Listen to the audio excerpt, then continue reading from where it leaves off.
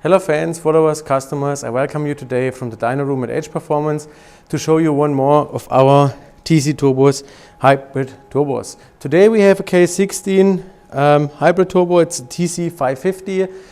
This turbocharger is installed in this RS3 Mark 1 CZGB 367 horsepower base.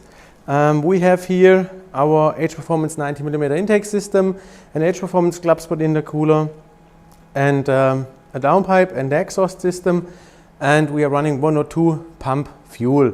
What we wanted to show you today is not only a dyno run with the TC550, we also wanted to show you how much power we can generate on a stock ignition curve.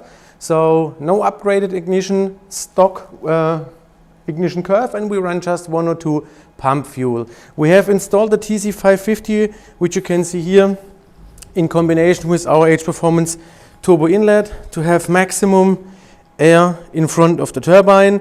So this is very important that we remove the bottleneck here in front of the turbine. The original intake doesn't supply the flow to get real beyond 500 horsepower, and with our inlet in combination we have already seen over 550 horsepower.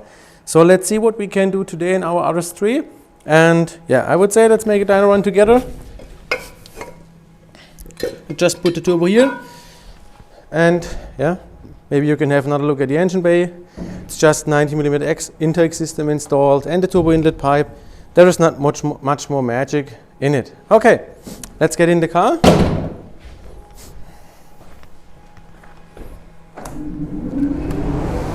Just install the ventilation system so that we have enough air, fresh air, and that we can take out the used air as well. Our dyno is already configured, so we don't need to make any measuring in process.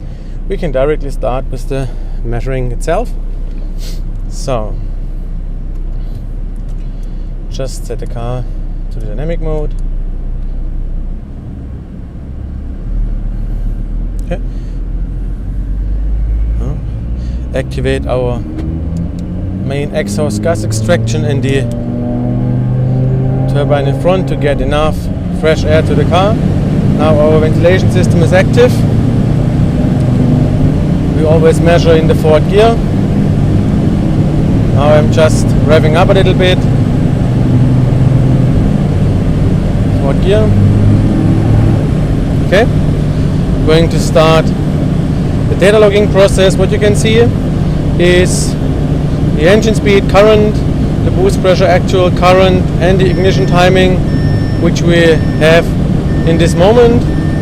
You see the maximum ignition timing. This is for sure in the lower load level. There we have higher ignition, but as soon as we start to accelerate full now, we will see a real ignition curve.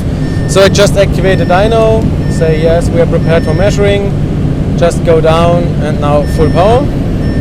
There you go.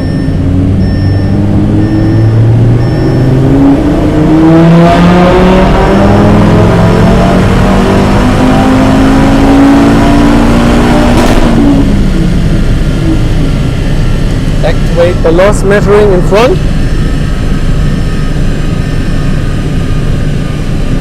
And what we can see is a brilliant curve with 601 horsepower, 785 Newton meters. I would say let's go in front to the car and have a closer look to the graph. Just let the car roll out and slow it down a little bit.